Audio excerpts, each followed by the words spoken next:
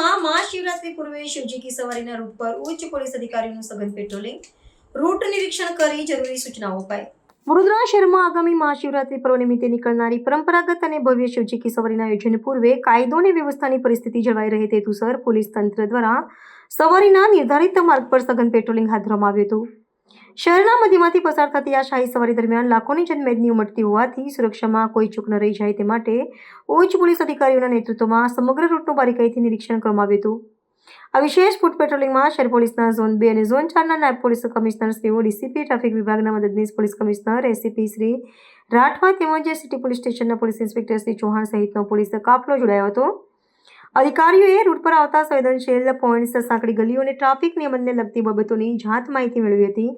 આ ઉપરાંત ભીડ નિયંત્રણ અને ઇમરજન્સી એક્ઝિટ જેવા મહત્વના પાસાઓ પર પણ સ્થળ પર જ ચર્ચા વિચારણા કરવામાં આવી હતી। વડોદરાની શિવજીની સવારી કોમી એકતાનું પ્રતીક ગણાય છે, ત્યારે ઉત્સવ શાંતિપૂર્ણ માહોલમાં સંપન્ન થાય તે પોલીસ વિભાગની પ્રાથમિકતા છે। અધિકારીઓ દ્વારા સ્થાનિકો અને વેપારીઓને પણ સહકાર આપવા અપીલ કરવામાં આવી હતી। આગામી દિવસોમાં પણ અલગ અલગ વિસ્તારોમાં પોલીસ દ્વારા ફ્લેગ માર્ચ અને કોમ્બિંગ જેવી કામગીરી ચાલુ રાખવામાં આવશે, જેથી શ્રદ્ધાળુઓ નિર્ભય બનીને આ પર્વની ઉજવણી કરી શકે।